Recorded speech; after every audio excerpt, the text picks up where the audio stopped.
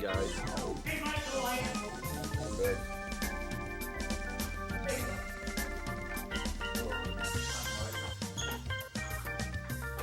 Happy Cinco de Mayo Day. I got my shirt on. Cinco de Mayo. You get ready into something else. Always ready to party. We had our Kentucky Derby party. I can tell you about that on Saturday.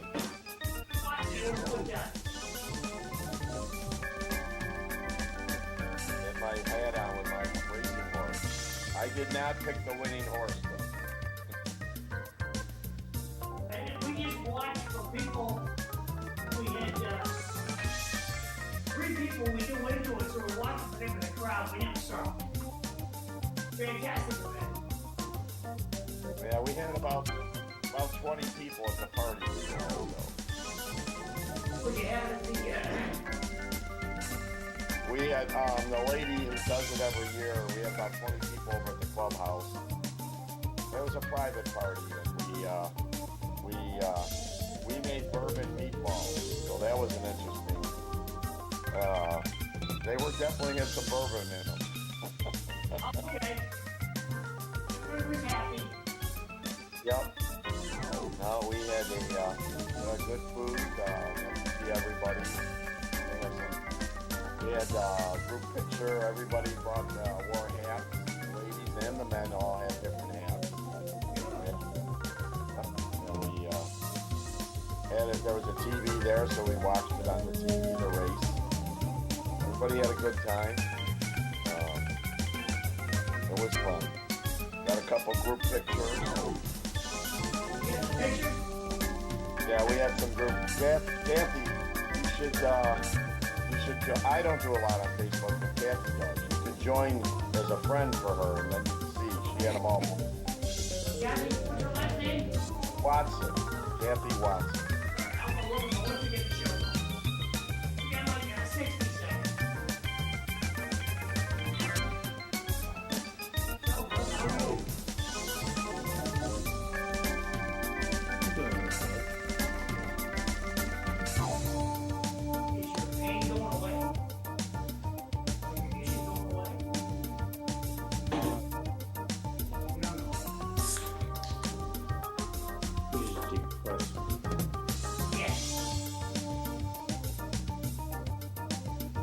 We got 30 seconds.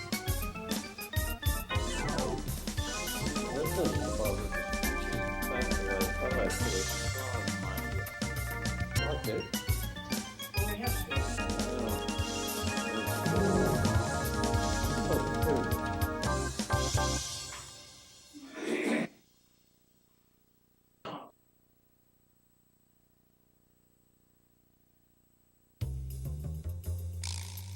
I don't need a straw.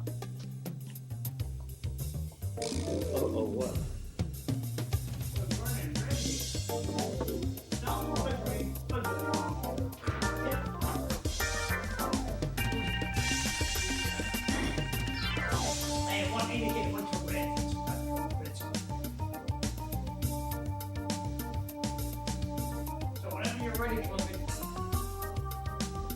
Okay. Yeah. All right. Putting you on. Good morning, everyone. Welcome to the Dawn Patrol. I'm Cliff Krieger, your host. Fru, my normal co-host, got called into work early. There was a computer problem, and Fru's got to fix it. But we are joined by Mike Smith, and we're thinking Eileen Delrossi will show up at some point. Today is, as Mike's shirt shows, Cinco de Mayo. We'll talk about that in a little bit. The weather is rainy, and it's 54 degrees, so it's not cold or anything like that. But it's going to be rainy for a couple of days. Not good. How's the weather in Florida, Mike? It's in the 70s now. It's supposed to be in the low to mid, somewhere between this week, I think 82 and 86 every day. Dry? Lows in the low 70s. Okay. Back to Cliff. So, on this day in 1215, the rebel barons in England renounced their allegiance to King John, which was part of a chain of events leading to the signing of the Magna Carta at Runnymede near Windsor on 15 June, not that far away. And for those that don't know the Magna Carta, that was the beginning of the principles of, very slow beginning, but still the principles of democracy and the Bill of Rights. So the Magna Carta is an important step for us. In 1260, Kublai Khan became the ruler of the Mongol Empire.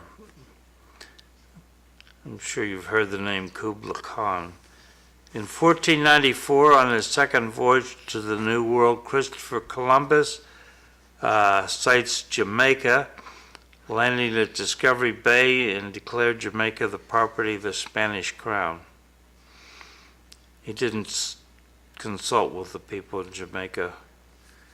Well, that wasn't their way back then.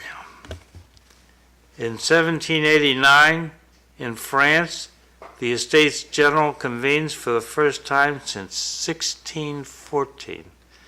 This is all leading up to the French Revolution.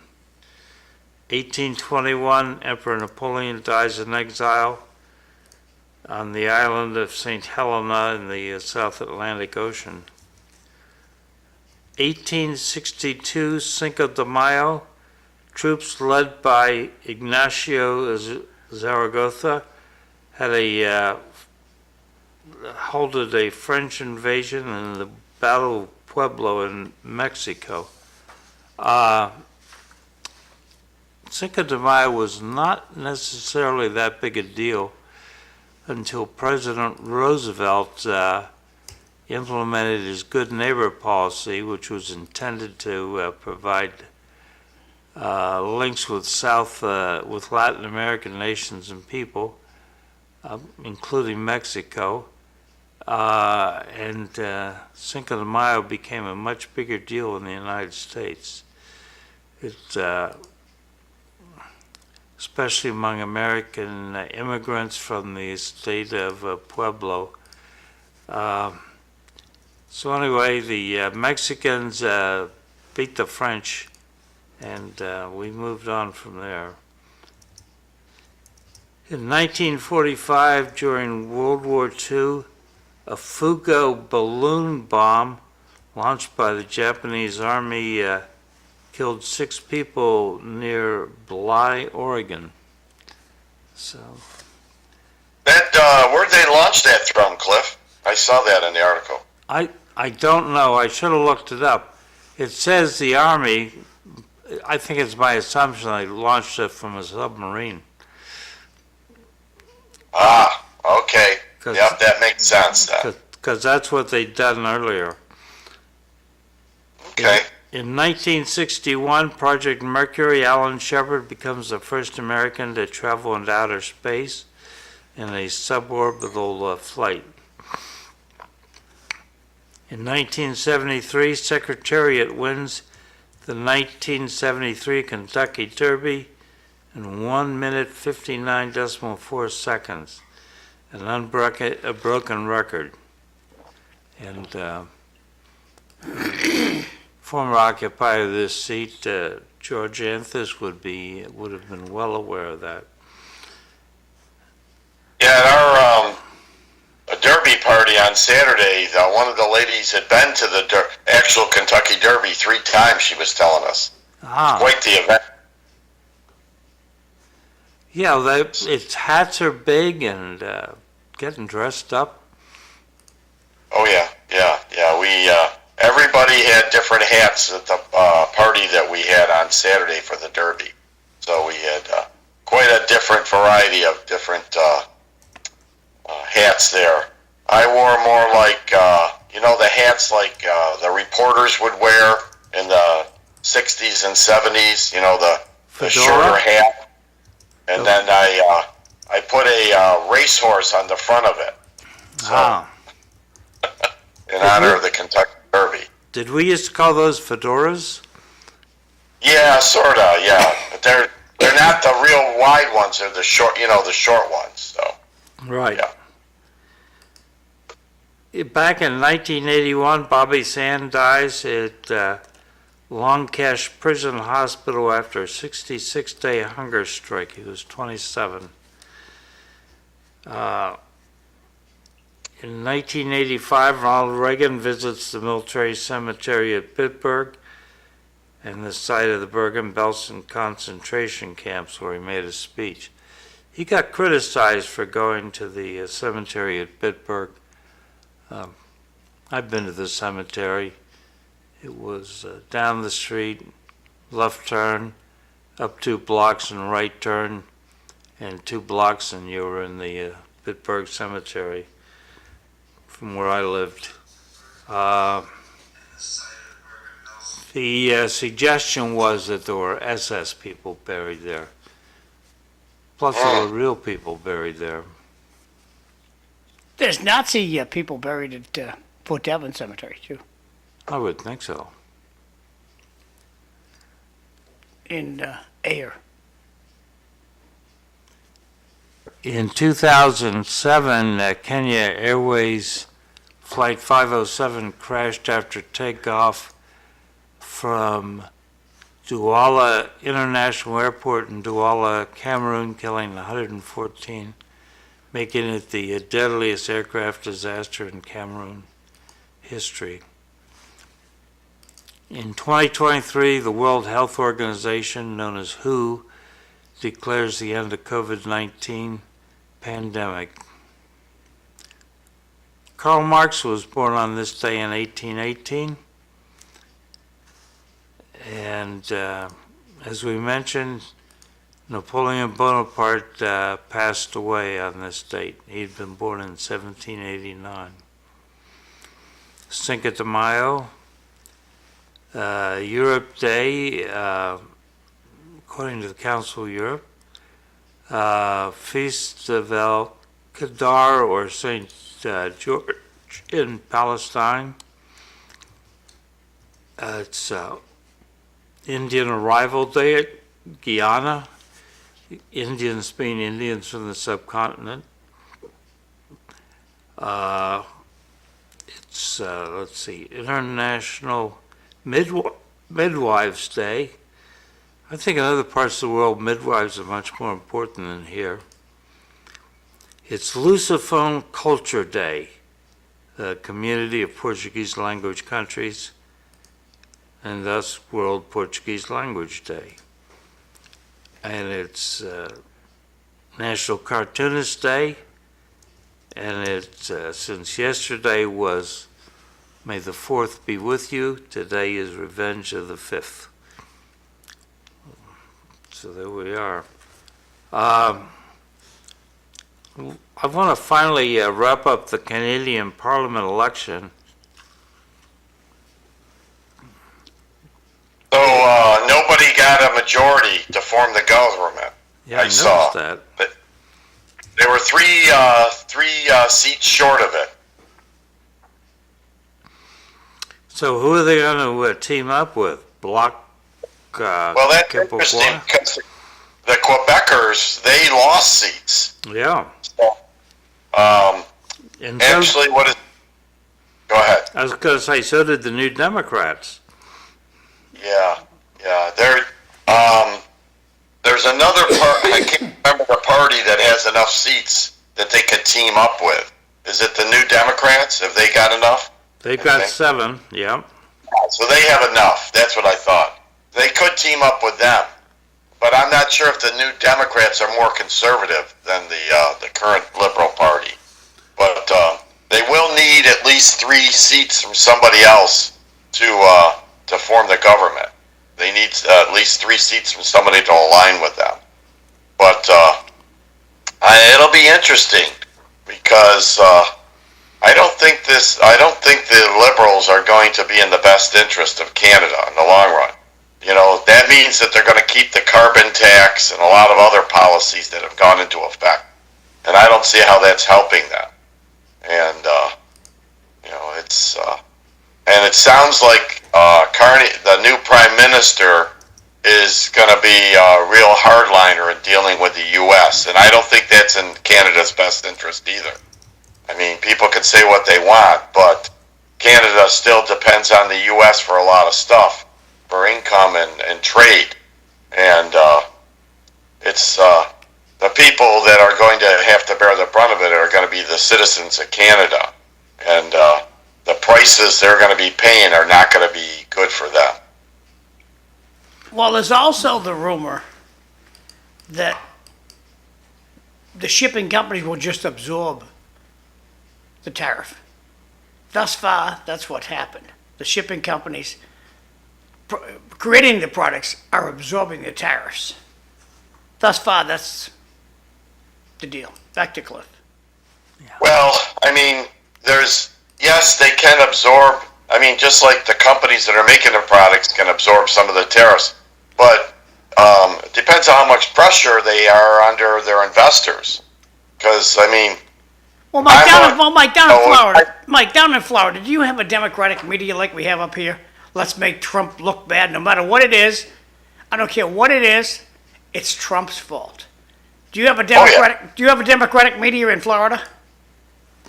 Yeah, oh yeah. Well, not as much, but I mean, I'm somewhat shocked, and maybe I shouldn't be, the amount of people down here that literally hate Trump. I mean, if you bring anything up, the amount of people that hate Trump, and that's the problem, is it's all emotional, and they look at him and they don't look beyond the end of their nose, as I've always said, to see what the policies are doing. Well, Mike, half of our audience hates Trump. Half of America hates Trump. It's just, that's the way it is. Crazy. I mean, I didn't like some of the policies Biden did, but I didn't hate him. I just disagreed with his agenda and his policies. But what I see is literal hate for the president of the United States. And that, I just can't wrap my head around that. I mean, they're all politicians. I mean, it's just, that you can't even have a conversation with a lot of people. You have to be really, really, I don't know how to say it exactly, subtle or diplomatic, and you have to really pay attention whether you can say something without a really big reaction if you make comments. And to me, it didn't used to be like that, but it's just crazy. But we got a comment from the audience. How many citizens are from our neighbors to the north vacation in America compared to America's vacation in Canada? I don't have an answer to that one. Back over to Cliff. Well, that's an interesting point. I mean, the big place where people come in Canada is like Niagara Falls. That's a lot of there's on the East Coast at least. That's a big business there. On the West Coast in Canada, a lot of people do those Alaskan cruises out of Vancouver. So that's where a lot of Americans are. But in between, if you leave Ontario province and Niagara Falls in that area, Montreal and Toronto and all that, and then you go to Vancouver, in between the rest of the country, there's not a lot of Americans that visit Canada, unless they're fishing or hunting. The amount that go there is not that great. So, I mean, another example is like Canada. This is another thing with Trump, at sporting events, people are booing the national anthem. That's just rude. You can disagree with somebody like Trump, the president, but to disrespect our country like that, I mean, you don't see Americans booing the Canadian national anthem.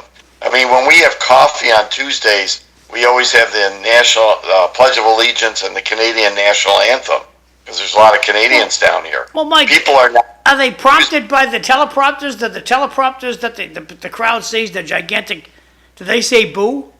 Are they being encouraged by the promoters? these are people, actually, I've seen it at the hockey matches, seen clips of it, where people, when the American national anthem's been played, people are out loud booing it. Now, Mike, I have seen it, but I've been to plenty of venues just like you.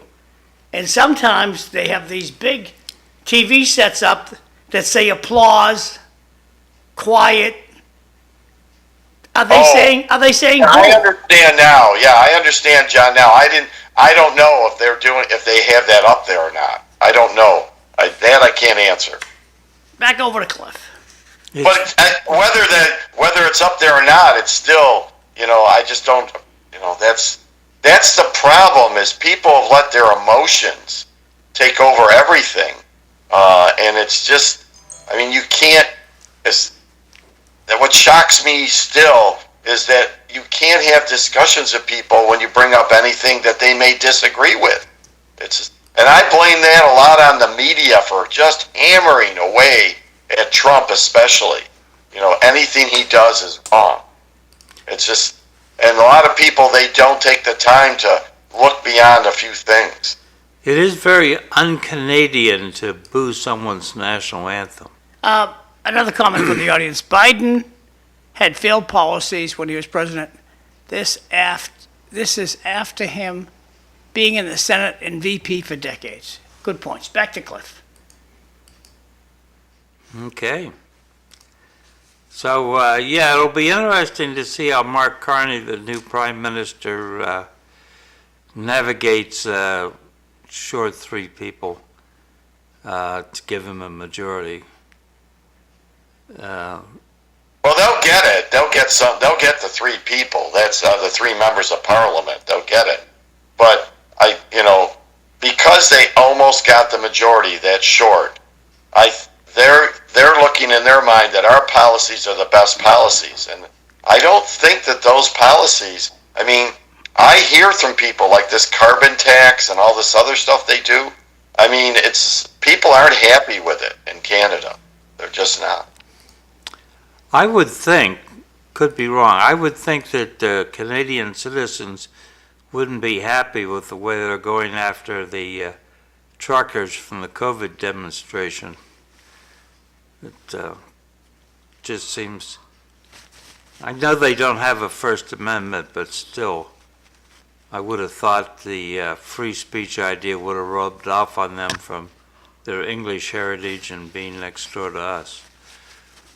Well, I believe that, be careful what you wish for. You're putting people in there that their ideas are the ideas you should be following. And if you don't follow those ideas, then there's going to be a severe consequence to it. Well, when I watched the presidential debate up in Canada, there was a lot of caustic verbiage against the United States in the presentation of themselves for the presidential debate up in Canada. Now, I don't know if you made time to take a look at that, Mike, but those leaders of, I don't know if they call them presidents or prime ministers, whatever they were running for, that debate. Remember, what happens is the way that is in Canada, you have members of parliament, which is somewhat similar to our Congress, and then you have governors of the provinces, and then you have the prime minister, and the prime minister is picked by the party in power. So that's sort of how the different levels are. And let's be honest. At the time, the U.S., that's a good whipping boy to use as a wedge to fire people up in Canada. Like, I'm not going to allow us to be the 51st state. I'm not going to do all that. And, it's interesting. Trump keeps bringing it up. And the only reason he keeps bringing it up is because he knows that it's a thorn in their side. Because he knows that that's going to be a thorn in their side, and he's using it as a wedge in some ways for negotiating with the tariffs. Yeah, that's true. That is never going to be our quote 51st state. It's just not going to happen. It would definitely not be to the advantage of the Republicans to have a state a single state that size that tends to vote liberal. Yeah. This freedom of speech thing I saw over the weekend in Germany, there's the conservative political party AfD, Action for Deutschland, that the government has come out and said that they're definitely right-wing and therefore they're verboten. And they're saying that if you're in the police force and you're registered as a member of AfD, you could get fired. So that there's a case of free speech being definitely locked down. That As most countries do, especially in their media. 2 comments from the audience. Canadians, respectfully, what do they offer the USA besides maple syrup and wood? Hey, they make great caskets. They make a lot of Oil. our cars. oil. Yeah, they make cars, they produce oil. Canada is the little brother you stick up for and beat up at the same time. Back to Cliff. All right. So, changing focus a little bit, did you see where President Trump has said he's going to pull the tax-free status of Harvard University? Yeah, we'll see her in court. Well, what's the precedent? We're going to see you in court. Yeah, the Supreme Court's already ruled 8-1 that Tell me what that means, Cliff. It means 8-1 to what was the trial that they were looking at? Bob Jones University, the Did they federal take government, what? Okay, what happened? Did the president take away Bob Jones University tax status? Yeah, Okay. And the Supreme Court said that's okie dokie? yes, It's going to go back to court again. because Bob Jones University was, in the eyes of the federal government, discriminating because they wouldn't allow interracial dating. It's going back to court, and Yeah. it'll be up to the Supreme Court to reject the case or accept the case. That's all true. But as I say, there's a precedent, and the Supreme Court has a slight tendency to follow precedent. Do you think, as your personal emotional view, do you think Harvard should have a tax-free status? My personal feeling about all these not-for-profits is it's a tractor-trailer, a tandem tractor-trailer loophole. When I see the gal who runs Lowell General Hospital, and she's Bobby Hoey's cousin, nice gal. She's making over $2 million a year. That's too much dough for a not-for-profit. That's Lowell General Hospital. CTI. What does the person who runs CTI make a year? $500,000. Too much dough. It's a not-for-profit. So I think we have to. The IRS would do well to take a look at the not-for-profits and say,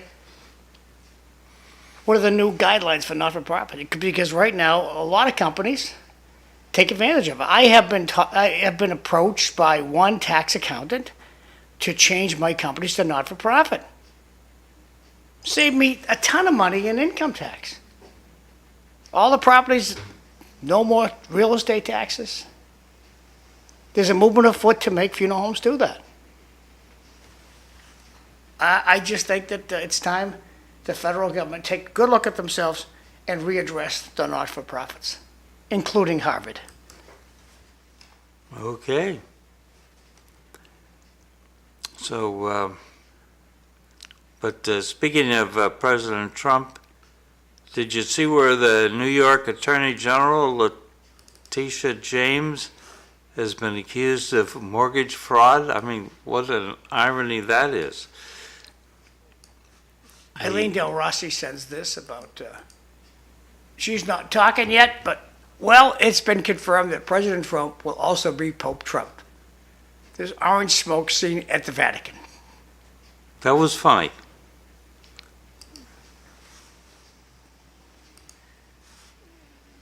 That So, Mike, were you following Tish James and her various finagling on properties? Well, right now it's all kind of in the gray area for now. I mean, she hasn't been officially charged. They're just putting together, and I guarantee they're going to not charge anything until they have all their ducks in a row, and they're going to have all the information. But from what's coming out, this is not a good look for her. And these are all legal documents that she signed. So, they could charge her with fraud. And they could go after her. I mean, the whole thing with Trump, they said that nobody else had been charged and gone after like he was after. The problem is if they're trying this in New York State and they have to pick a jury and they go after her, chances are it's going to be a hung jury or she's going to get off just because it's New York. So the only way I think they could get a jury that was somewhat willing to listen and be neutral as far as, fair on this, they'd have to hold the trial outside New York State, and I don't think that's going to happen either. So I'm just waiting to see what happens when they go after her. But the problem is going to be the jury pool and in New York, and especially if it's in New York City. Now they could hold it in Virginia or another state because of some of the stuff she did with the Virginia place. So that's a possibility. Well, I just don't see. Let me just put this out there. Cliff, retired wing commander. My guess part of your job was signing off on a lot of stuff every single day. I know when my favorite coworker comes into my office with a bunch of papers, he say, "Hey, you got 5 minutes, you got to sign a bunch of stuff."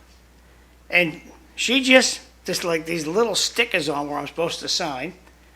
And I trust her with my money. I trust her with a lot of my stuff. She just points and says, sign this, this, this, and this. And if I stop and say, well, what is this? She explains the whole document to me. And I just sign my life away at least once a month. When you were wing commander, did you have a trusted person that came in and just said, sign all this stuff, Cliff, and you signed it and No, they walked out? I didn't sign very much.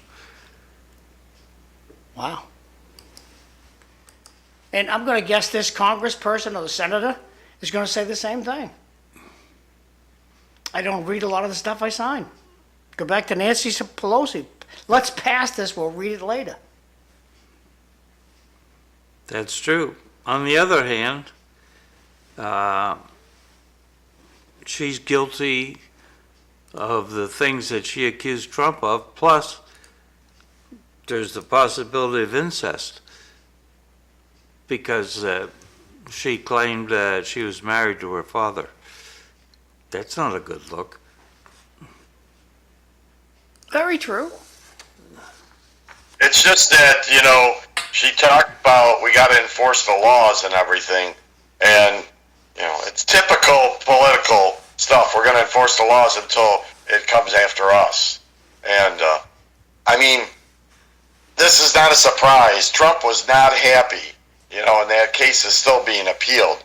Not happy how they came after him. In a lot of ways, that's justified because anybody else, it might have been a fine, and that's about it. It wouldn't have been any big deal, as far as it goes. And there was nobody injured because the banks were the ones who did all that, who looked at all this, and they got paid. So, as far as a crime goes, and to have hundreds of millions of dollars in fines is ridiculous. On Thursday, we have a guy who comes, his name's Sam Chase. And he put in something, this quote into my ear, rules for thee, not for me. And that's an old English term that he brings up now and then. It's true. I got these 3 comments and it's going back to Cliff. What is the panel's favorite Mexican food? Will they be eating it today? Good question. Great line. Eileen will be appearing at Giggles this weekend. And then the issue, the last one, the interview with the president at Meet the Mess showed everyone how biased the media is towards President Trump compared to President Biden. It is a Democratic leader, I'll give you that. Back to you, Cliff, thank you. Yeah, Are you eating anything special for Cinco de Mayo today? no. But my favorite Mexican food is Caesar salad, followed by, Caesar salad's not Mexican, that's Roman. Caesar? my father has Yes. had a Caesar salad made for him in Tijuana I'm sure they make it there, but it's not Mexican. by the daughter of Caesar who invented the Caesar salad in Tijuana. So you're claiming it's not Roman. I'm not claiming, I'm telling you. All right. I respect what you tell me, but I'm still saying it's a Roman salad. I like tacos. John, I think they're Mexican. I am shocked to find that you were actually wrong about something. I just think Caesar salad's Roman. I don't know. I'll go ask Wikipedia or whatever it's called. Go ahead. Mike, you got any Mexican food you're going to eat today? Yeah, well, we're gonna have burritos. I know that for the dinner we're going to tonight. Those are good. I like tacos, but I don't eat tacos like most people where they put all the stuff in there and then they pick it up and eat it. I like to break the shell all apart and then put everything on top of it, put sour cream and all the other stuff on it, and then eat it like that. Comment from the audience, Cliff. LOL, Mr. Krieger is on his game today.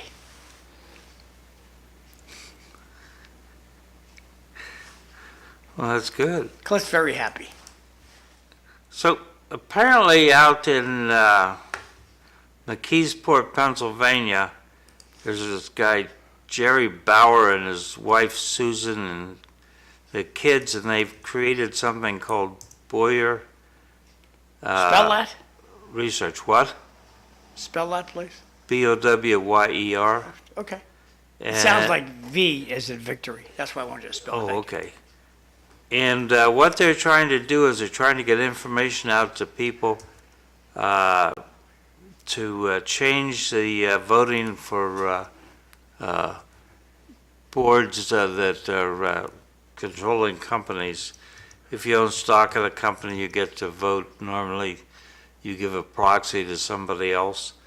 So anyway, Jerry Boyer is trying to get people elected to boards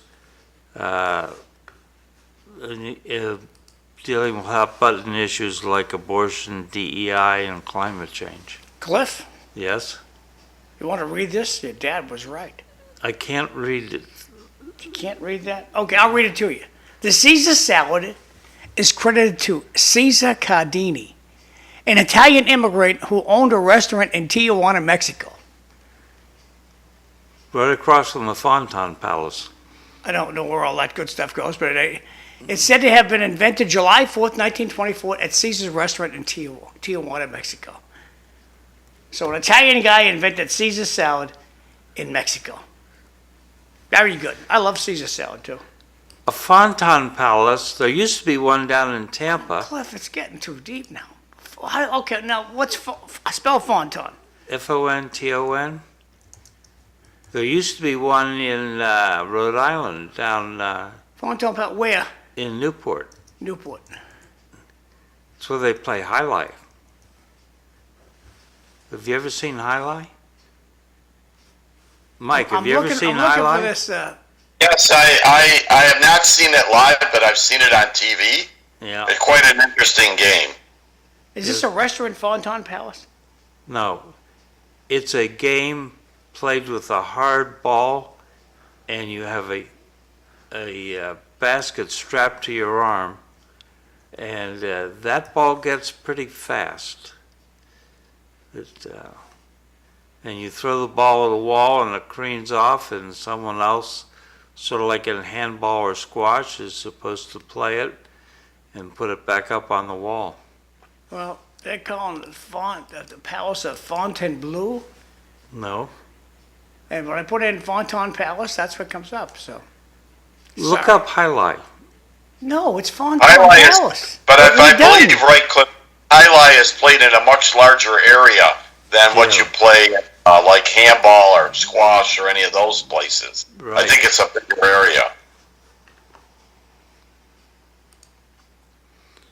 Moving right along. All right. There we go. Okay, so, John, Cliff, one of my adult grandchildren asked me, what is it these days that people can't commit? Do you have the sense that people can't commit, that they're sort of wishy-washy, willy-nilly? yes, that's truthful. I tell my colleagues, we are funeral directors. We direct people. Where would you like to sit today in the church? That's not a question we ask. Please sit down front with the family. You give them direction. Where would you like to sit, kneel, walk? Would you like some ice cream? No, don't give them options. Please sit up front with the family. You give direction. Okay. What do you think, Mike? I'm sorry, I couldn't hear everything that John said. Could you just quickly repeat that? Yeah, the question is, my grandson said that he's 22 years old, so he's relatively young. But Brand new adult. He's an adult. And he was wondering what it is with people these days not being able to commit to something, being wishy-washy and not committing to making something happen. Is that your sense of adults around the country? When you say not commit to something, you're talking about like committing to working a job or getting or finishing a project or committing to an opinion. What does he mean by that exactly? Here's a perfect example of it. Perfect example. He didn't take a stab at the answer. He go, whoa, wait, whoa, I want more options here. That's what America's turned into. Committing, to an idea. So you say, what did he mean? I think he means committing to helping other people. Example.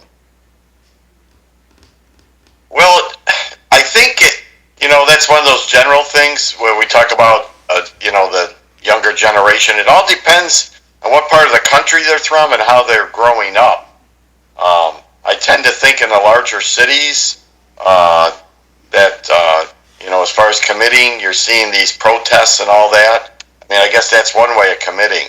But as far as helping other people, like I know my son, he's 32. Like he volunteers to help coach his son's soccer team, and they help out with some other different things. I think if you grow up in an environment like I do, a lot of volunteering and helping different things, because my parents did that. They helped out at the school, they helped out at church, my dad helped out as a scout leader and baseball coach. I mean, I think that part of that has to do with some of the environment you grow up in. Now, if you're talking about committing to an idea, these protesters that are out there, they're committed to that idea. I mean, whether we agree with it or not is a different conversation, but they're committed to it. But the interesting thing is when you really try to interview them and pin them down, you can't really get a clear understanding what they're really there for. So I think that's the difference. I mean, I find myself, I'm committed to certain ideas. Certain things I'm willing to negotiate around, but other things, there's a red line. I'm not going to waver on it. I tend to be. Kathy sometimes has told me you're black and white on certain things, and I go, yeah, I am. There's no leeway on it. So other things I'm a little more flexible, but there are certain ideas there's no leeway on it. And I don't know if we see that, when your grandson's talking about committing to something. Cliff, I think your 22-year-old grandson was talking about maybe committing, like why women and men don't commit, and I want to ask if you want me to meet your grandson because I'm really good at commitment. Just kidding. No. No, no. Well, you did bring up an interesting point, Eileen, about commitment. That with social media and all the other things, I mean, the younger generation is having less kids, doing other things, and I think there's other factors that are playing into that, as far as financial and that. Yeah, So, and there's too much choice. Like, you hear people all the time say maybe they reconnected with somebody on Facebook Messenger or like an old high school friend, and then they ended up leaving their husband for this person, and so choice. There's too much choice. Kind of back to what John was saying. Like, it just is. Sometimes, like, the sacrament of marriage just is, and people don't want to accept that. yeah.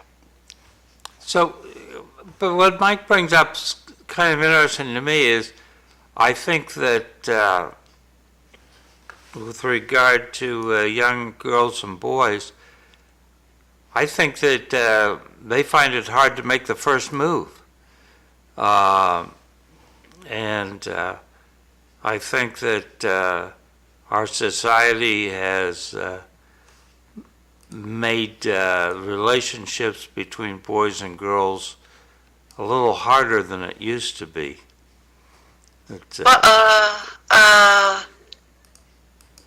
Relationships, but not relations, because of all the apps that are out there now, and people just think that maybe having relations is, like a relationship. I don't think anybody has trouble, like, saying certain things or starting something. I think it's more of the commitment that they're afraid of instead of maybe I think it's easier today for a boy and a girl or a girl and a girl, or a boy and a boy to just have relations with each other instead of having a relationship the way that it's set up. Which is weird, because that should be the last step, not the first step. And oftentimes, it is the first step. Oftentimes, it's the only step. Yeah. So, when you say relations, are you talking sexual relations? Yeah, the three-letter word, Cliff. Yeah. That one. Yep. Because I was kind of wondering if the Me Too movement had actually put up barriers between boys and girls. Boys, embarrassed as they are, self-conscious, are no longer willing to try and steal a kiss because they'll get in trouble for sexual abuse. I see what you're saying, but they also don't see that, like, when you say steal a kiss, you mean it in terms of, like, really just maybe at a dance or something, trying to sneak a kiss in. But these kids today, they don't see healthy parental relationships either, so they don't know what it would really mean to steal a kiss either, or how to have a healthy interaction. I think it's more of that. Okay. Mike, any thought before we... Well, I mean, it is, I mean, people, I mean, what Eileen's saying about commitments and that and relationships, I mean, there's so, especially now in high school, with all the stuff going on with social media, people are afraid to say anything or do anything. And the point she brought up about a boy stealing a kiss, there's so many people are so afraid of doing something that may offend somebody. And I mean, we used to be a lot more thick-skinned. In some ways, that was not good because some of the things we were thick-skinned about were really not good behaviors. But on the other hand, we've gone to the other extreme where we're so thin-skinned, we almost like anything is going to offend somebody else. We're worried about, or the person or other people are worried about, are saying that's offensive. That's their default thing. So I think we got to find a happy medium someplace between the two extremes for people to feel more comfortable. Well, for sure, we're not producing as many kids as we used to, which is demographics is destiny. So, And now Trump wants to pay us. yeah, I don't think that that's going to encourage that many more children. On your roster, do you have how ticked off the kids are at the Democrats that they didn't forgive their loan? Student loan? No, I don't. They all have to go back to paying today. Eileen, have you heard from your student loan people you got to go back to paying today? Yeah, I have to, yeah, I've had to pay for a while.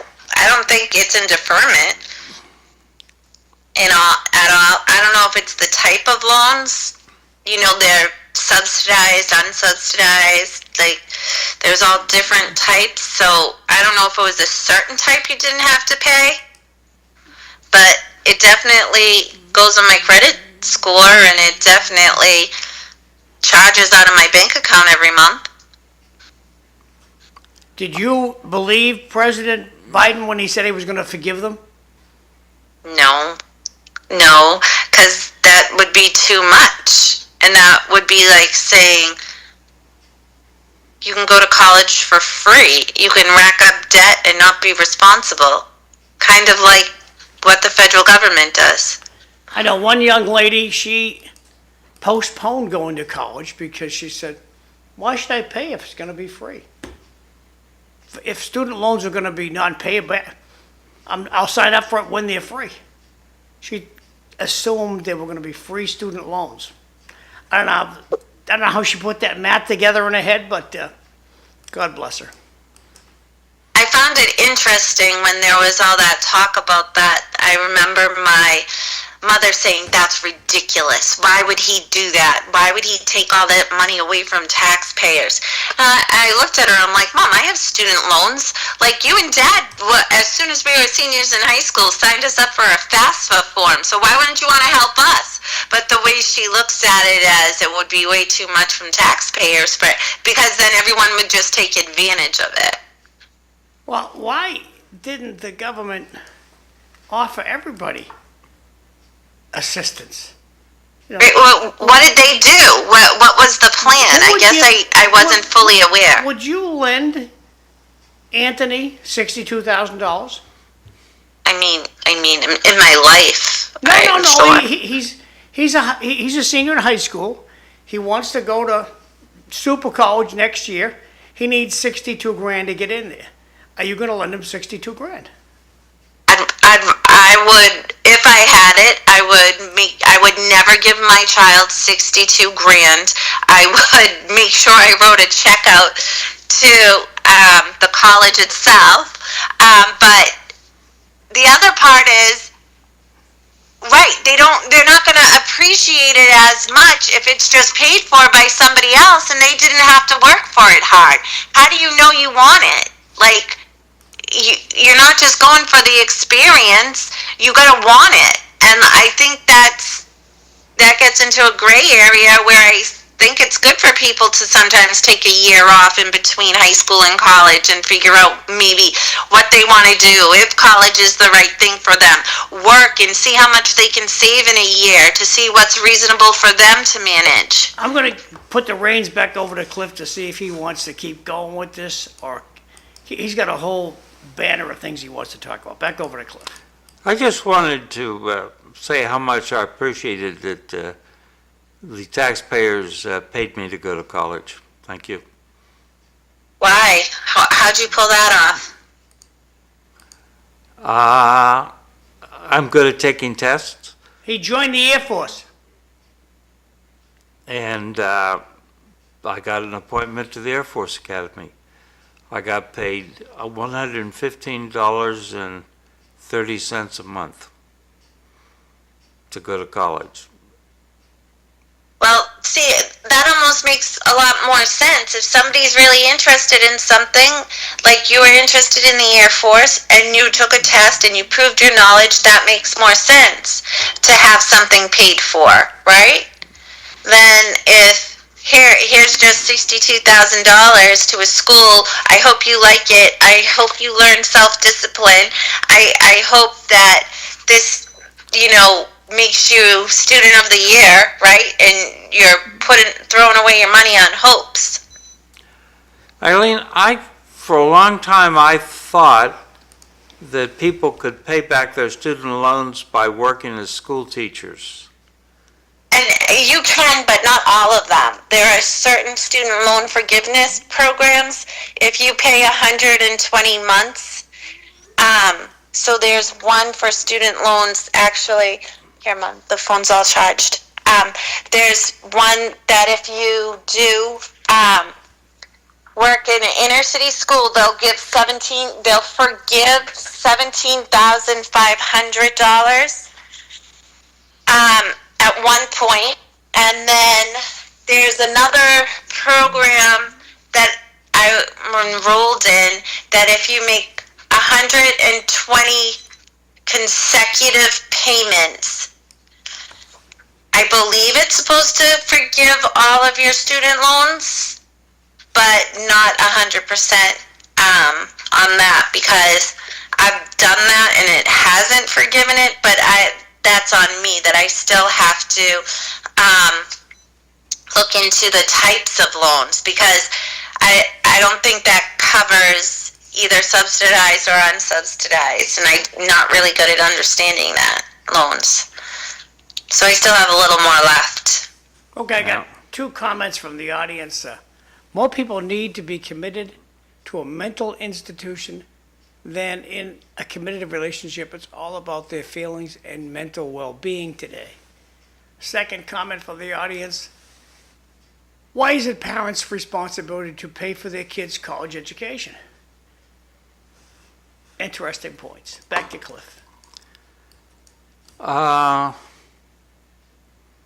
That's an interesting question. I think Why should we pay for their food? What a silly question. Why should we pay for their food? Their clothing? When they're over 18? Yeah. Right, yeah. yeah, They're your kids. Well, if you have trained your child to save up hundreds of thousands of dollars to go to college over there, I mean, they've been with you since day zero of their lifetime, and you didn't train them to save up all this money, and now you don't think, well, sorry, I let you spend all your money, and I ain't paying for your education. That's the dilemma. well, how much responsibility do the children have? They learn from the parents. I don't think I gave my youngest son a penny. Did you teach him how to save up for college? And why didn't Yeah. you? I did. Okay. You taught him to save And up he to college. worked his way You through taught him to college. save up for his education, and it was successful. Good for you. And he worked his way through college. Because he was a computer specialist at the college. So they paid him to do that. Good. I was an RA, a resident assistant, Yeah. so I got free room and board, and I think you get a free meal plan with that too, when I was at UNLV. So that's always a good way too. So that son's oldest son, his name's Ford, he's been on the show actually, is an RA. He's going to be a sophomore next year, and he's already been hired in to be a research assistant at the senior level for the college. Well, that's awesome. And when you're a research assistant, I think some of your academics are paid for as well, right? That's right. That's Yeah, all. Yeah, my nieces and nephews did that as RAs, resident advice. But, I mean, there's some responsibility for that. In fact, my one niece now is at Cornell University, works there full-time, and she's in charge of the resident advisors in an area of the college. And, yeah. and her perks are she gets a 2-bedroom apartment for free, so she doesn't have to pay for Wi-Fi, TV cable, electric, utilities, nothing, plus the salary she gets. And I want to say she gets free meal plan to eat on the campus, whatever she wants as well. Because I remember that with our boss who lived on the campus in an apartment. I'm not sure if she gets a free meal plan or not. My sister's flying down this morning. I'll have to ask her about that. But I mean, and she had no debt when she graduated from college. You know, she. Smart. I got two comments from the audience. With Mother Nature, they kick the bird out of the nest to see if it can fly. Interesting angle. It's my responsibility to feed, clothe, and shelter, not pay their education. It's a choice, not a requirement. Well, Jay, I think Cliff had the right avenue. He taught them to save for their college. I think it's something we, as parents, just forget about, and we let them go sign their future financial health away. I just don't think that's a get. I wouldn't lend my kids $62,000. I just wouldn't. But the good news is you loaned my 2 oldest kids for college, and I It was thank a you. stupid thing to do.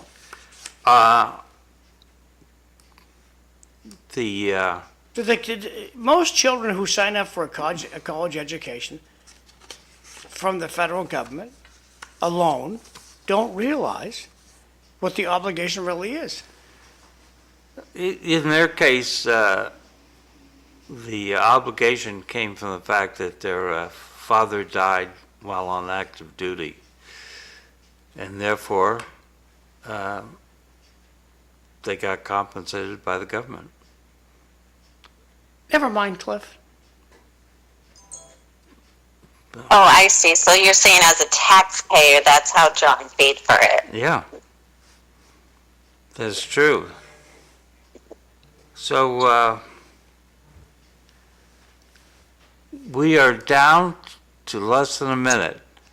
Last comment, should kids be encouraged to attend a trade school or not take debt from the college? Interesting point. We'll be back.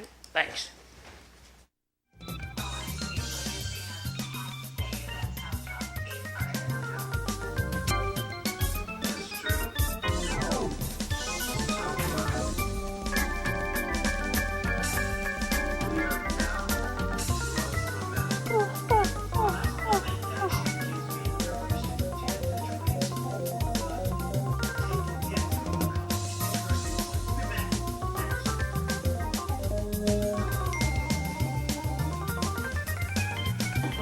Game I play with myself every morning. Where are my keys?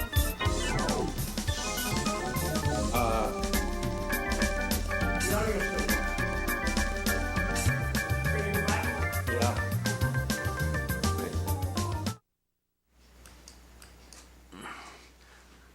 Good morning. Welcome to City Life Show. I'm Cliff Krieger, your host. I'm joined by Eileen Delrossi and by Mike Smith, who's zooming in from Florida.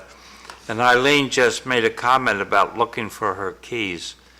It's probably not as bad here as is in when we lived in the Philippines, but we had 4 people die in a house fire because they didn't know where the keys were to unlock the door to get out. And it wasn't just a deadbolt, they actually needed a key to unlock it. They'd just come back from picking people up at Manila Airport. They were tired, they threw the keys up somewhere, and then they found the house was on fire and they could not find the keys to get out. And that's crazy. That's it's interesting because my mother always would say, you always need an egress if we ever have a fire or the house insurance won't pay. And I'm like, Mom, even in the attic? And she's like, even in the attic. Oh, in the attic we have a little bench that you can lift the lid up, and there's a ladder that you can throw out, and you can climb down from the 3rd floor. Oh, wow. Mahoney's got one of those too. In school they always used to talk about that. If there's a fire, how do you get out? I mean, when I was in Scouts, that was part of some of the training to always know an exit to get out. I mean, these people, they couldn't bust out a window and go out a window at all. I mean, it's just, I guess. Bars on the windows. It's the Philippines. Oh, wow. I think we have bars on all our windows too. Biden administration tried to bribe college students for their votes. That's from DW. Thank you, DW. DW is right. I didn't realize they had bars on all the windows up there. Oh, wow. Yeah, that would be a big problem. Yeah. Oh, and they had motorcycles inside the house. Gasoline. Gasoline, yeah, blow up. Yeah, it's very sad. Very sad. Eileen? Get the motorcycle and try to bust it out through the door, but Yes. it's just, I mean, so they basically, they don't use locks like most of us use here in the States, you know, where you just turn the handle, unlock the handle from the inside and get out. They must have different because if you got bars on the windows, you got to have a different kind of lock so people can't easily break in, I guess. Yeah. Yeah. Wow. That is very bad. Speaking of bad, what's up on Karen Reed, Eileen? Oh, it was an interesting week last week. They were able to impeach so many of the witnesses and what they said. And John had asked me last week after what is impeached. And that means they took their testimony from the first trial and they were able to determine like certain wrong words that they used that were substantial to the time, like everything that happened, even first responders, even the cell phone expert, Ann Whiffen, had discrepancies in his report, and that he didn't include for the Commonwealth report. Hold on, let me put this on mute. And it was very interesting. Okay. It was very interesting, and I'm excited to listen to it today. Well, that's probably why Karen Reed looks so confident going to court. I mean, she looks like we've already won this thing. I mean, the way she talks, the way her body language is. I mean, and with this stuff coming out, I mean, if I'm on, because I don't know, have you ever served on a jury, Eileen? No. And Clip, have you been on a jury? Oh yeah, my favorite was we had the trial, and we were about to vote, and I think we would have convicted this person. A very heinous crime, stealing mail from a serviceman overseas. Oh, God. But anyway, And my keys were in my jacket pocket the whole time as I'm walking around, so nobody wants to ever be in a fire with me. no. Seriously. Oh, no. So the guy went AWOL before we could find him guilty. Yeah. So, I mean, from a juror perspective, if you're taking it seriously, you're looking at all the facts. And if all of a sudden I'm hearing that this witness lied, this witness lied, this witness isn't dependable, whether we can trust what they're saying, then it's like, you know, how can we convict this person when all the evidence that they are, quote, using from before is not valid at all? Yep. And the defense has come right out of the gate, proving, I think, every witness in front of them has had a discrepancy with what they said in the first trial compared to now. Well, Those texts. Go ahead. all I can say is that the jury finds her not guilty, the police department and the city and all that, they're going to be on the hook for some major payout or a settlements, because this is not I hope good. so. Not going to be good at all. But the problem is the people who are doing, quote, if you're looking at the cover up and all that, are any of those people, are they going to look for the real killers after that? And are they going to go after the people who falsified stuff?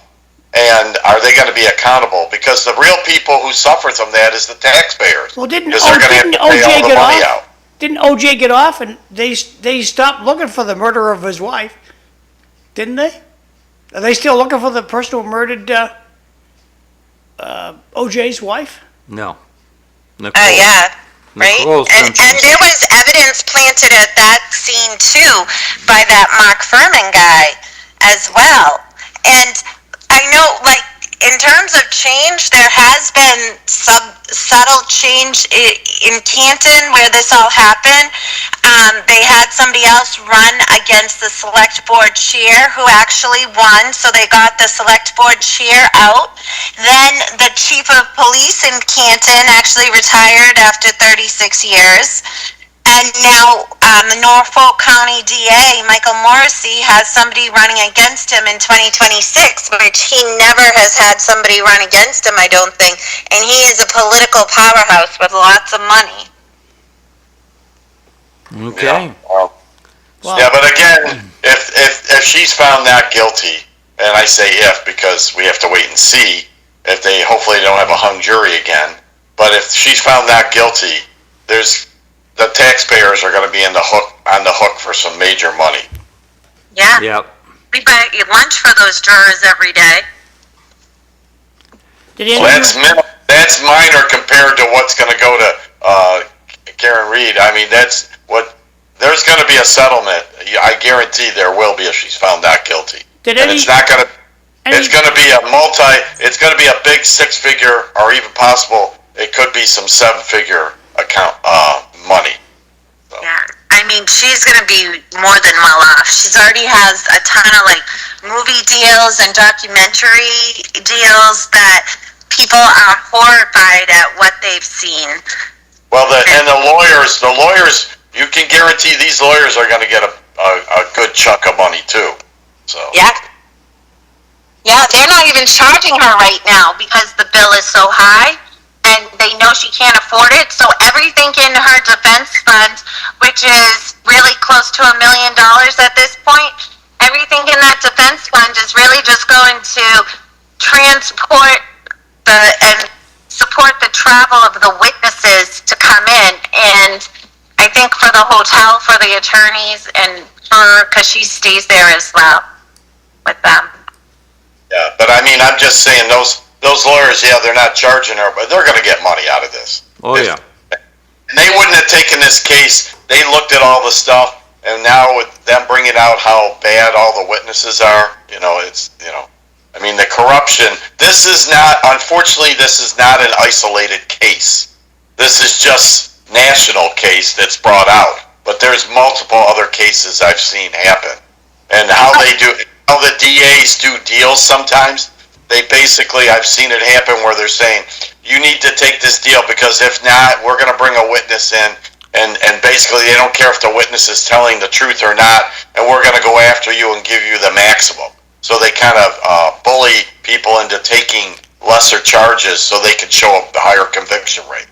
Well, exactly, and that was one of the text messages that was exposed last week.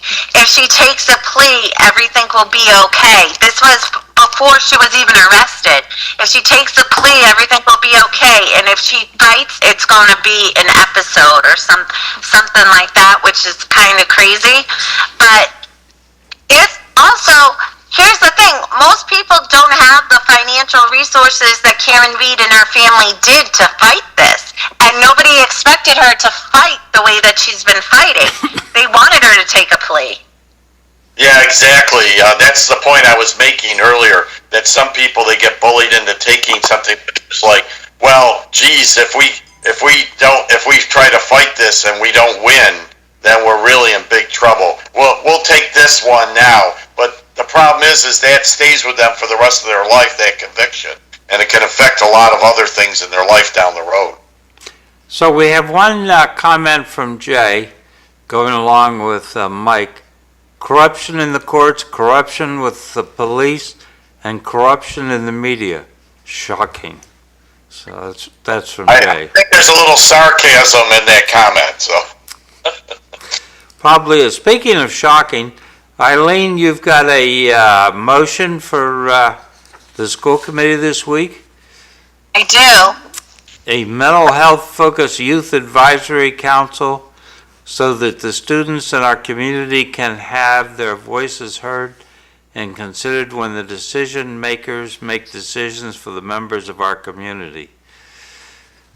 Is there anything you'd like to add to that? Yeah. So this was a part of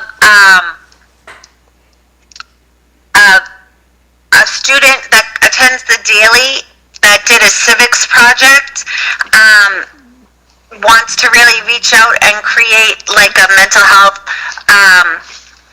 group so that they're checking in and they're aware of all the mental health resources so that all the middle schools are aware. So maybe 2 to 3 middle schoolers can be a part of this advisory council, and then somebody from the high school so they can get the awareness of what's available out to their peers, which I thought was a really great motion. Okay. And then Jackie Doherty's got one. Provide the committee with a curriculum plan to ensure students receive a comprehensive education on issues related to planet health, sustainability, and climate change. I think that's important, but are they also learning about issues related to government health and sustainability? I mean, I'm pretty sure they don't even really know how to read, so I don't know how that's going to help. Coming from the audience, it's about proving a case beyond a reasonable doubt. Having a great defense attorney and a sloppy, drunk police work will be the reasonable doubt. Back over to you, Cliff. okay. Speaking of that reading thing, I saw last week something that said children's reading and writing development is better when they are trained in handwriting for some study. They don't even learn handwriting anymore, do they? No, they're not teaching cursive in the schools now. Well, I think the misstatement we all make is we are not teaching cursive. Instead of saying they, we, including me, are not teaching cursive in school anymore. And it's up to us to tell our school committee people what our wishes are. We're doing it, not them. I think we have to take some responsibility for letting this happen. Well, I think the thinking on this, from what I'm seeing, is that because everybody has smartphones now and doing all kinds of that stuff, is that everybody's typing on their phones and, sending messages back and forth. Where, when we were growing up, you didn't have that. So you wrote letters, you wrote stuff out. Nowadays, most of all the reports that are done in school, kids do it off their laptop and print it out. They're not writing them. I remember doing reports in school where I hand wrote out the reports, and they were multiple pages. Well, you took time to do it. The way I see it with AI, not too far, I would guess this year we'll be able to purchase an AI that will mimic you, will mimic me, and take responsibility for responses on emails. I'll have my AI read all my emails and respond as if I would. We're going to see this pretty soon. So I can see where writing is not important. I would rather we teach our children how to use their cell phones more properly than we're teaching them today. Back back over to Cliff. Well, I mean, and I remember taking typing. I joke with my friends. I said, one of the most valuable courses I ever took in school when I was in high school was typing because of the computers. I can type. I can touch type. I love. Yeah. My mother And made I me think- take typing. Oh, sorry. My mother made me take typing, and I met a lot of girls. I was the only kid. I was the only boy in class. Had a lot of fun in typing. Eileen, go ahead. So that is actually something too. Like when my students see me being able to type without looking at the computer, they're like, "Oh, how did you do that?" I said, "Well, I focused. I really wanted to learn how to do it. I focused. I concentrated, paid attention. But these kids don't even have the ability to do that today." Well, I mean, every instant now. Now look there's Instagram. Yes. So, patience is not a forte anymore. Yeah, No. I took shorthand in summer school between 9th and 10th grade. What is shorthand? What? What is shorthand? Shorthand is a bunch of strokes to indicate letters, and it's easier. Like an M is a longer, curvy stroke that starts low, goes up, and makes a little hump. An N is an M, but at half the size. I mean, that makes sense. An I is a dot. Cursive? Cursive. No, it's Oh, not shorthand cursive, is- it's shorthand. Is that what language you speak to? Shorthand. Yeah.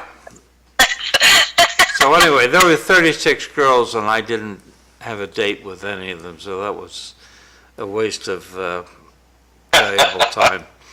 Two comments from the audience. Let's see if that's up on the screen. No, wrong screen. Okay. Well, I believe Cliff shorthand was a faster way just to write down. Yeah. The faster way of doing it. I'm just going to push these two comments off the screen. We used to teach reading, writing, and arithmetic. Now we teach feelings, mental health, and DEI. Yeah. Maybe, Yeah, I mean, continuing, maybe the school should teach cursive rather than gender-affirming classes like LBTQWX nonsense. That's from Jay. Back over to you, Yeah. Cliff. Go ahead, Eileen. no, I was going to say that you're not really teaching handwriting anymore or how to form the letters for the kids, even not cursive, right? I think that it takes away from a part of reinforcing that letters sound correspondence for them, as typing would help to reinforce, but these kids don't have any other reinforcement really than just what they're learning so much. And I know in my district they teach a very specific way to form your letters so you remember the saying. But I don't know if every district's doing that because there are so many different programs. But it's tough. I mean, are kids really that behind today, or the lack of the curriculum and teaching that they've had to connect their experiences? Like when we had school, we had phonics, right? And we had all these classes that reinforce skills with us, and our teacher wouldn't usually let us move on until the class knew a skill, right? And now, today, with the spiral curriculums, it doesn't matter if you got it or not. We're moving on to the next subject. We're moving on to the next module. We're moving. So you've got Mississippi, which in my whole lifetime has been known as a failed educational sinkhole. Their scaled response, they're number one for reading in the United States. And so, at least to me, that was a shock. But they learned something. They have apparently learned something, and they're applying it. Cliff, we gotta go to Well- announcements. Well, reading is power. I mean, knowledge is power. So if you can read, then you can understand things, and that gives you knowledge and gives you power on how to make decisions or other things you want to do in your life. If you can't read, then how do you able to function efficiently in the world, in reality? So now reading is power. Okay, we're gonna do the announcements, and that's that. So I gotta go to this. Still not coming up. You little stinker, where'd you go? Okay, we can do it a different way. Okay, while you're doing that, as an announcement, I went to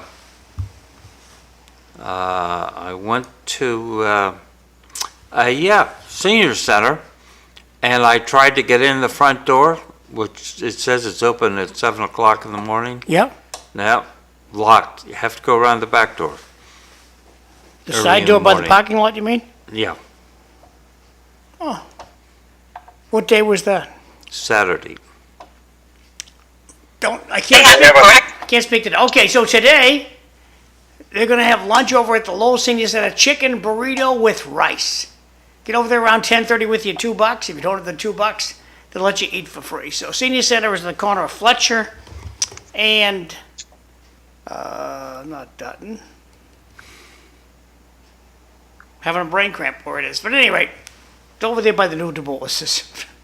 And get over there around 10:30 and have a nice lunch. They have lunch there 7 days a week. And sorry they disappointed you on, what day did you go, Cliff? Saturday. Saturday. Sorry they disappointed you for the free breakfast. Tonight, we have a party for, shrink this down so you can see the whole thing. And, okay. So, kickoff campaign party and fundraiser at Long Meadow Golf Club. Tonight, 6 to 8 p.m. for Aaron Gendron. And donations start at $15 and go up. Hope to see you out there. Lowell Car Wash. Lowell High School LAX Car Wash. Saturday, that's this Saturday, 9 to 1 p.m., $10 per car. And it's at Alumni Field up on Rogers Street. I hope that they have a nice weather day that they can wash a lot of cars up there. So hope to see you up there on Saturday, May 10th. That's the John. That's the boys lacrosse team. For those who don't know what LAX is, that's lacrosse. Thank you. Thanks, Mike. This is an opportunity to win a ticket to go to Canopy Lake Park. And Lowell Police put this out, and there's a QR code down the corner here. If you want to register for a ticket, they'll pick you up, bring you there. You're going to have a good day.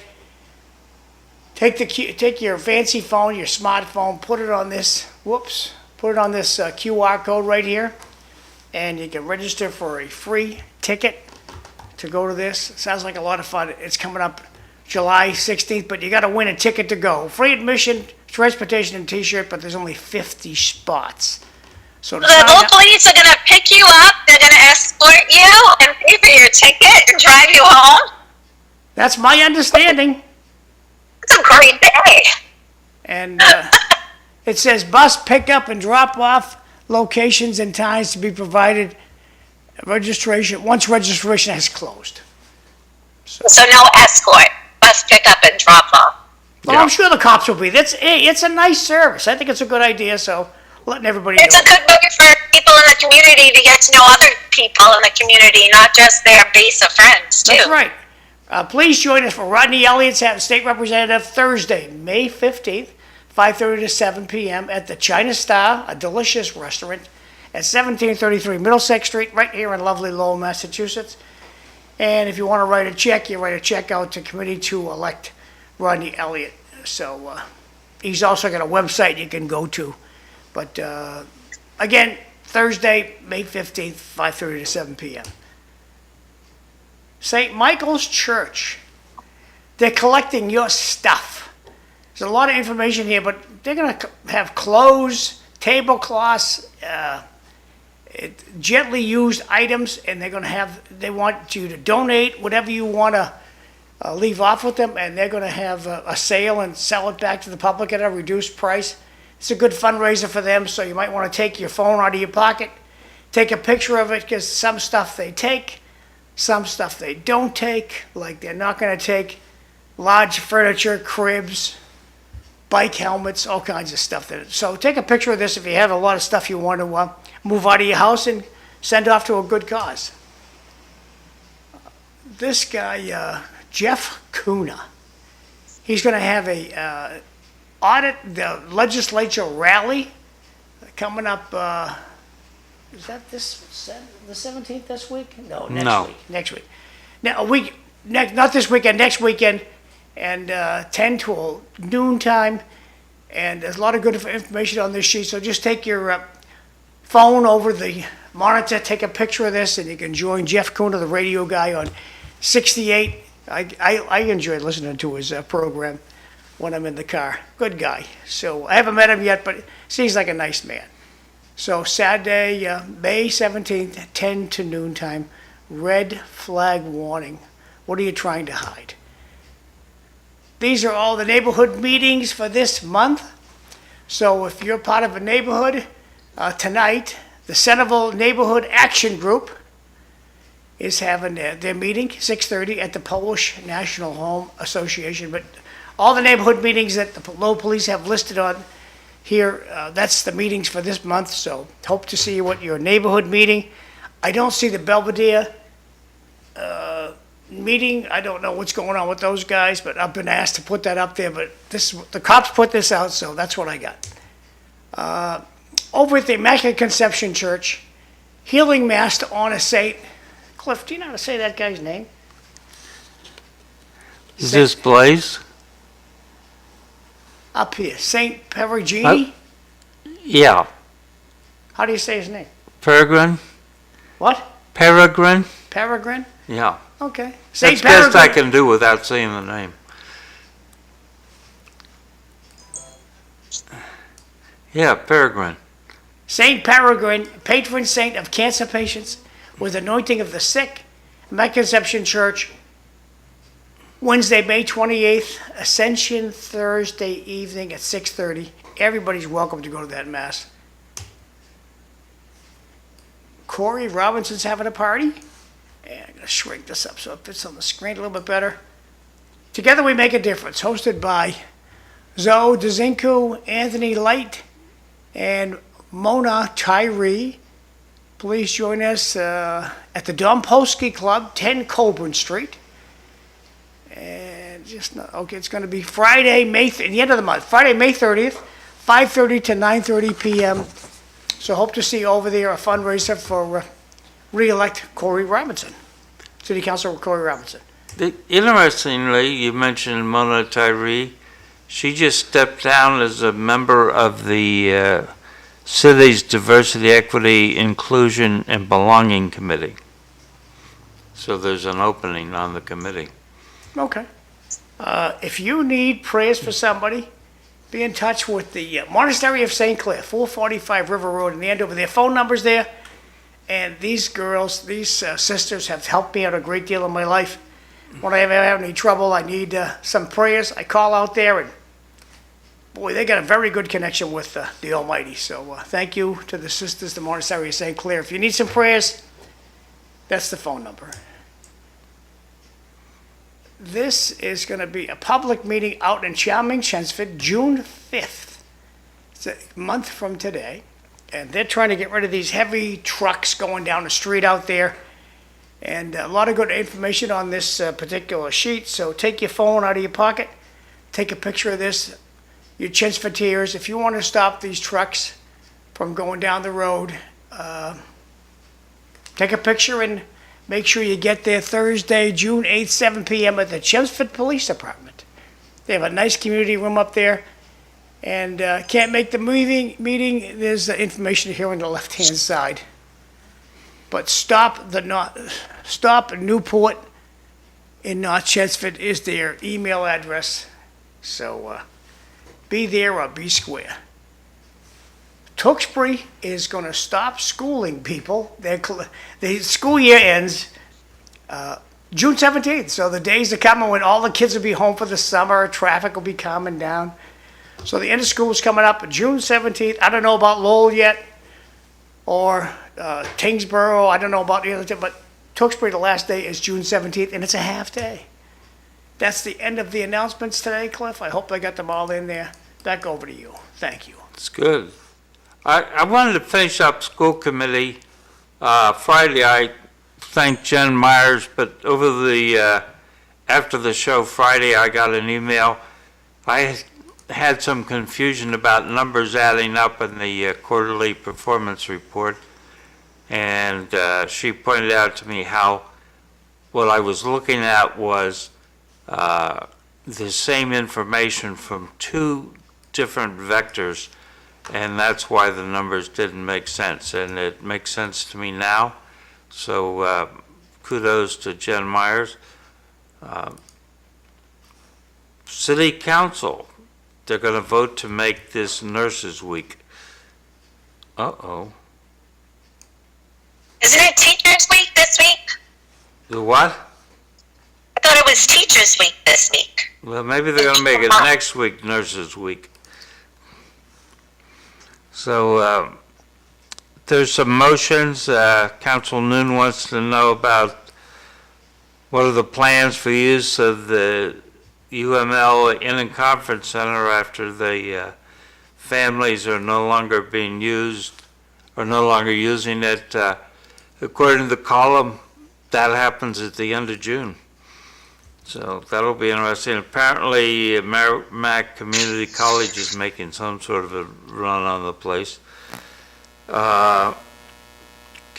Councilor Robinson wants a convex mirror at the intersection of Lakeview and Ferry Lane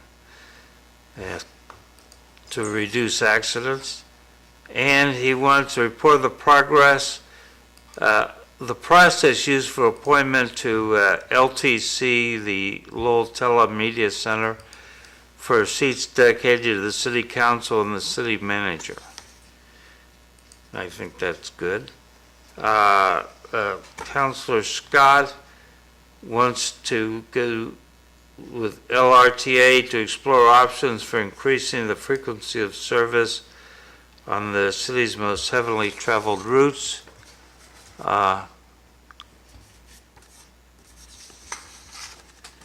And also Councilor Scott, report detailing the responsibilities associated with National Grid installation of new poles within the city, to include information on compliance with Americans with Disability Act, procedures for tree removal and the process for removal of existing poles.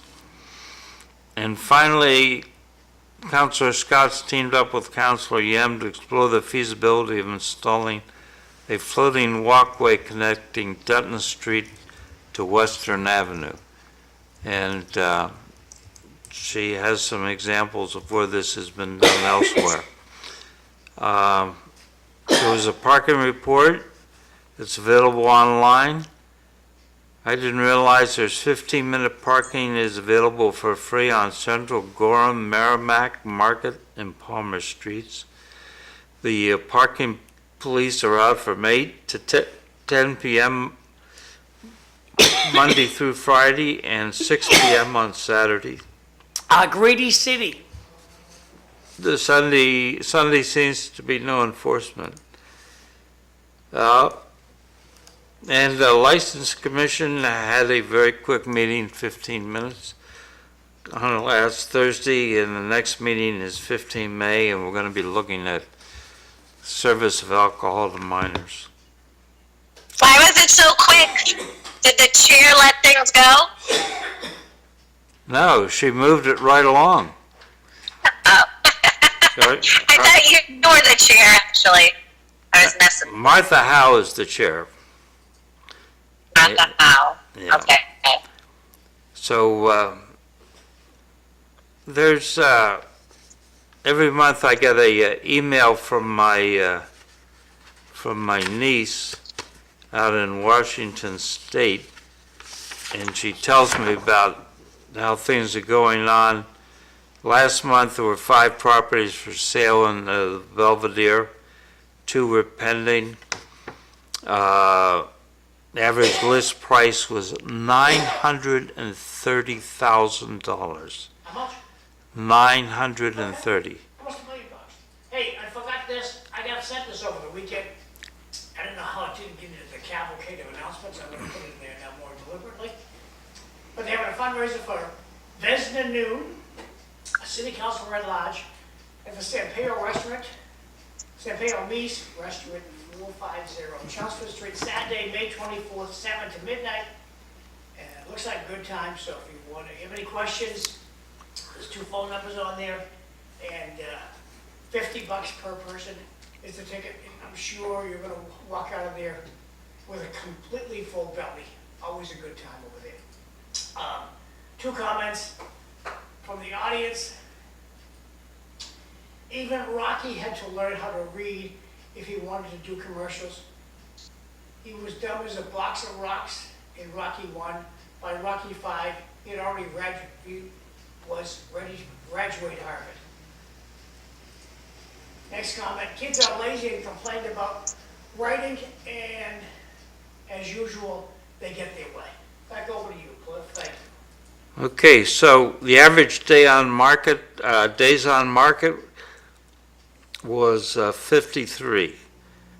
That was up 8 days from the previous month. So that was a bit shocking. Then I looked up rents. Average rent in Lowell is $2,000 a month. And I thought that was pretty high. So I compared it to Haymarket, Virginia, which is about as far from DC as we are from Boston. There you are, $2,900 a month. That is a lot of money.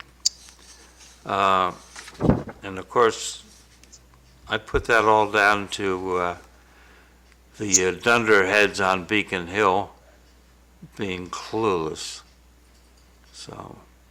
Well, I was going to add to that, Cliff, down here in Florida. I mean, some of the housing prices, just like 3 blocks away from where I live, is they put up these new, I call them townhouses. They're all, cinder block, and they're starting in the low 400,000s. I mean, they're not that big, the units, and they're starting in the low 400,000s. But the market down here is changed in Florida. I mean, there's a lot of places that up for sale. I mean, even in the senior community we're in, they had over 30 units up for sale, which is quite a bit. Yeah. And Is it the market value right now? Because I always thought the further south you go, the cheaper it is, the cost of living, even houses and so forth, right? That's changed a lot in Florida because a lot of people coming down, and also because of the issues with Canada. There's a lot of Canadians who own places down here, and now they're putting them up for sale. And they're talking they're not going to come down here anymore, and that. Well, I'd like to call a bunch of them in the middle of January when it's like minus 20 Celsius, and see how they're enjoying life then. I mean, I understand they don't like it with Trump, with the tariffs and all that, but, when you're a senior, your lifespan gets shorter every day on what you can and can't do. And, I'm on the younger end of the senior part, but, we got a couple that just sold their place, and the one lady's 80, and the other gentleman will be 90 this year, and they're going to move back up to Minnesota. And I just don't understand the thinking. They've been down in Florida for decades, Well, Mike, and they're going to move up there. it may be they're a lot less mobile when you're 90 years old, and you don't go very far from the house. And we'll see how you like it in July. We'll see how happy you are in July down there in Toasty, Florida. I wanted me to comment. The price of homes is being driven by a lack of inventory in Lowell and surrounding areas. Good point. Well, that's the point. Yeah. Well, both these people are active, and he's going to be he bowls every week on Monday nights. He walks every day, does stuff. I mean, these aren't people that are homebound. And it's just, when you think about it, you move back up to someplace like Minnesota, and, when the weather's bad in the winter, you can't go out and do anything. Even in Florida, when the weather is hot in the summer, you can go out in the morning, you can go to the pool and do stuff, and then you can go back and do other things. There's air conditioning. There's still, you're not worried about slipping on black ice. You're not worried about having to clean your car off if you want to go someplace. You're not worried that you got to turn, the heat up again because it's so cold out. I mean, it's just, and the sun is out. So, I mean, there's 30 million people or whatever in Florida that live here year round. So it's not like you can't live here year round. It's just that I've just found that the people down here, people that are in their, I'm not even going to say 70s, 80s and above, are much more active, more cognizant, more involved because of all the social interaction. When you move to a place that has, I'll just pick Western New York where I lived. In the wintertime, you're homebound. You're just not out seeing people and doing stuff the same. And you need that when you're older. I've lived in Florida 4 times. It's not that bad a place to live. Well, but even those housing prices. Why aren't you living there? Because when Because I Martha- retired from the Air Force, Because Martha wants to live here. no, she Yes. told me to get a job. And the first job offer I had was up here.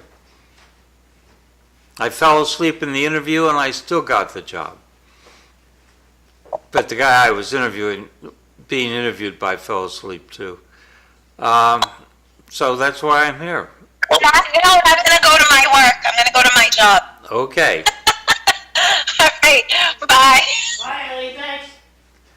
And John, to be quite honest, I think a lot of people that we know down here, the reason they only stay here part of the year, because they still have a lot of family, and they have, their grandkids and their kids that are up in up north, whether it's New York, Minnesota, or whatever. I know this one couple, part of it is her daughter lives up in Minnesota. She wants to be closer to her, even though she has 2 sons that live nearby here in Florida. I mean, and they don't want her to be leaving, to go up to Minnesota. But I mean, our situation is different than a lot of them. I mean, my son lives in New Zealand, and I only have 1 child. And Kathy, her youngest grandchild, is 20, so they're not going to be spending time around her. And my parents both passed away in 2023. They were in their 90s. So we made a decision to be down here because we're around people. We've made friends. We know people. I mean, that's why people stay in places, because they have friends and interaction. And we just, have more interaction down here than up north. Yep. It's the same reason that people move to Arizona. Arizona's way too hot. It's a dry heat, but when you got multiple days in a row over 100 degrees or even 110 for multiple days in a row, that's just too hot. But my daughter just moved there. But Kathy's daughter just moved to Arizona from Colorado. And we said, good for you, but we're not going there. So. Well, except for the parts of Arizona that are up in the hills, and they're cold. Yeah. But I'm sort of going to put a little segue in there. We talk about people getting older and stuff down here. We've talked many times about mental health. And so Saturday morning, we got a call at 3:45 in the morning from a friend of ours, lady who's in her early 80s, who's friends of ours, and called, says, I need help. And she's been having anxiety issues. And so we went over there and we took her to this hospital that we found that deals with that. But the issue, and I'm not going to get into all about mental health, but the issue is that after we left our contact information, contacted her daughter. Well, we know both her daughters. And we can't have any interaction with her because of the HIPAA laws. We've called multiple times, says, no, she hasn't signed the registration form. Even though when she was there in front of the nurse, said, yeah, I'm going to take care of filling that out.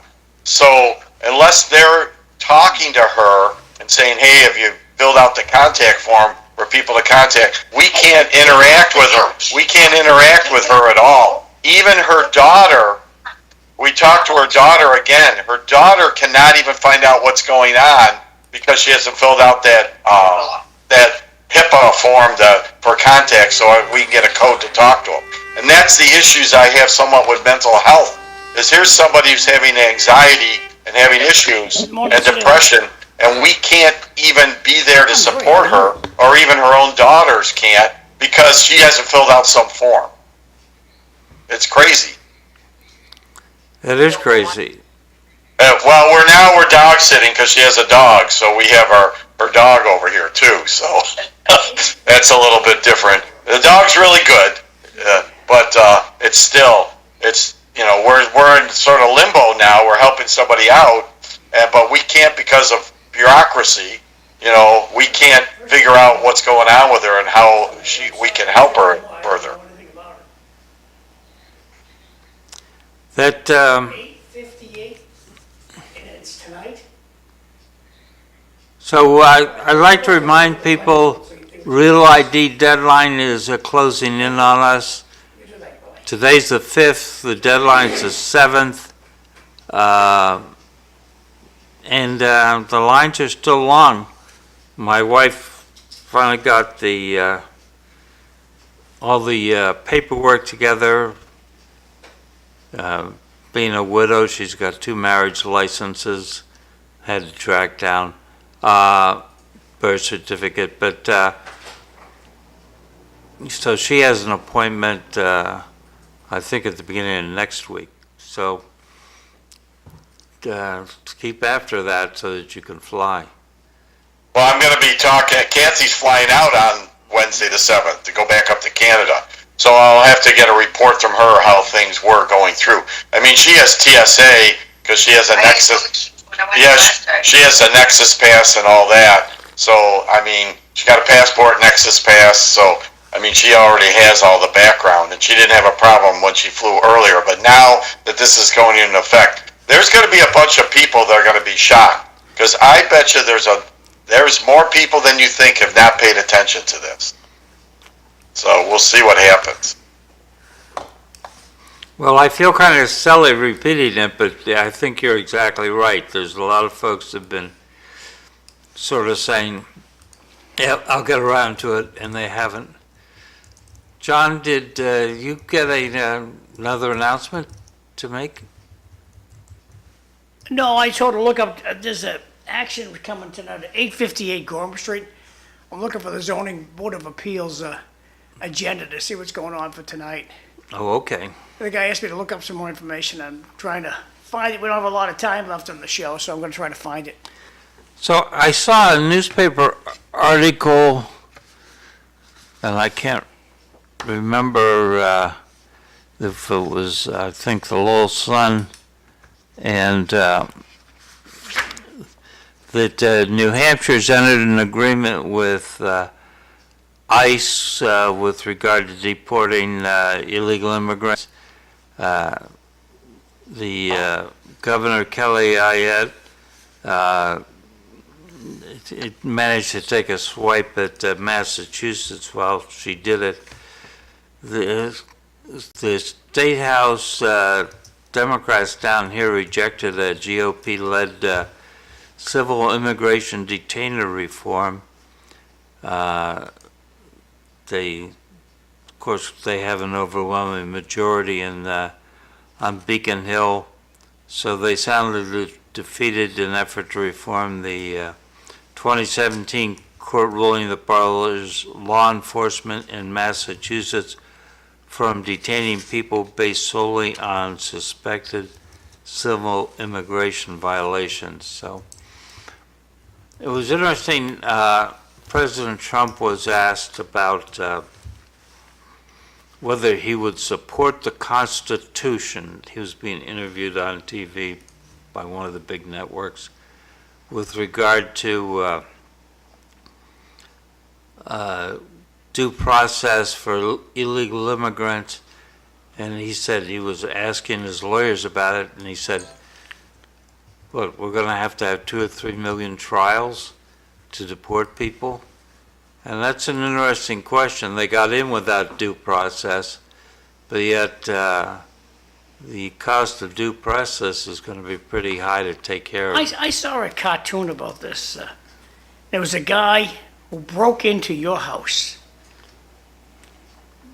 And you're standing there saying, "Get out of my house." And the guy looks at you and says, "I want due process." I thought, very interesting cartoon. What do you say to the guy? He's in your house. He wants due process to leave. What do you say? Can the cops arrest him? Yeah, interesting question.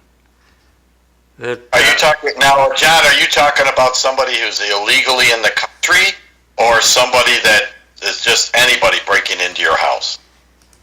Mike, I'm just talking about the cartoon. It made a very good reflection of you're here illegally. So I break into your house in Florida.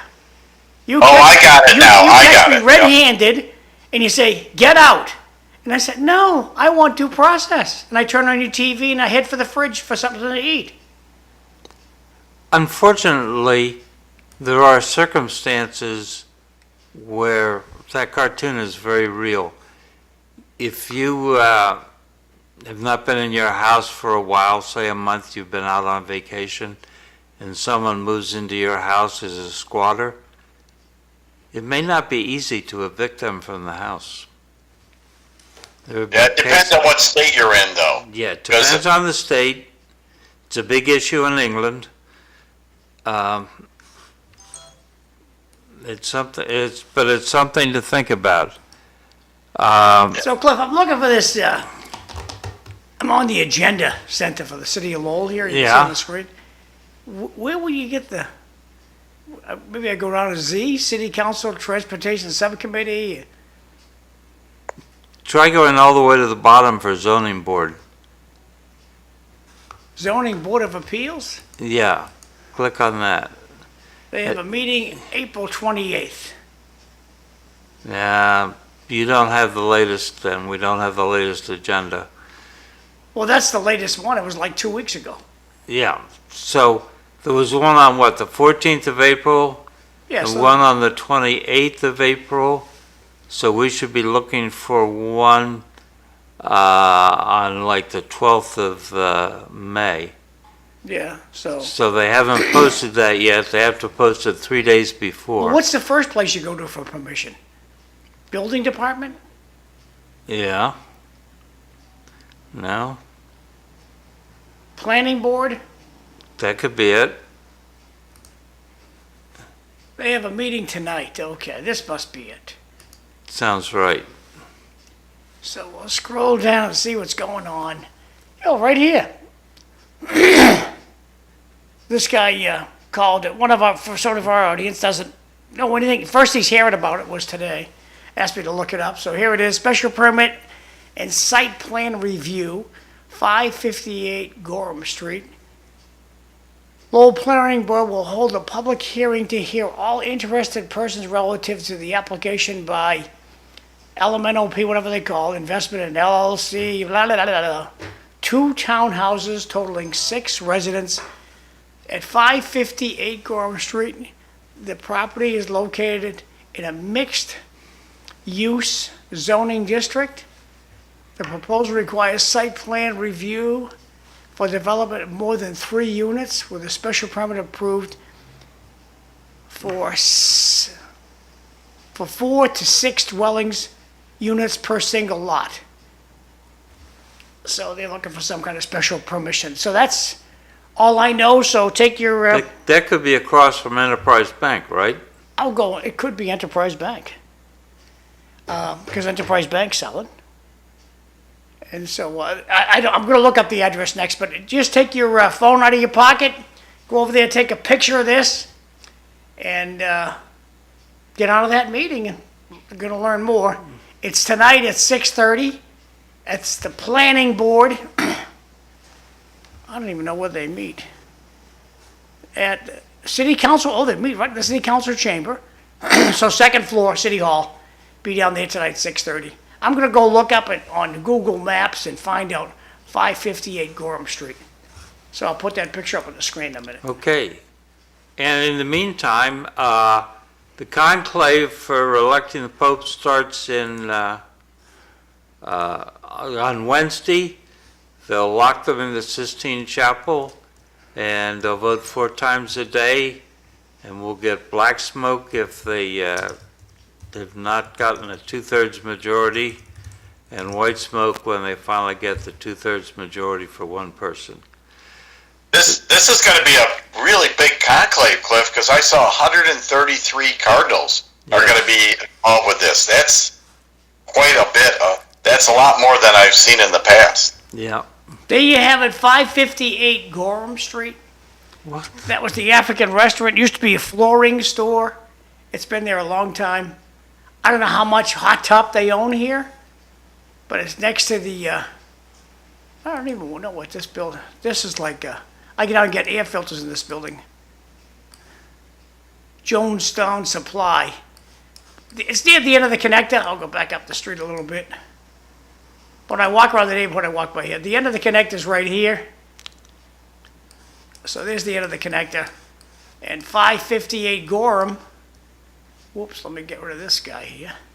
Come on, shrink down. That's better. Oh, that wasn't what I wanted to have happen. Oh, well, we got to go back to this.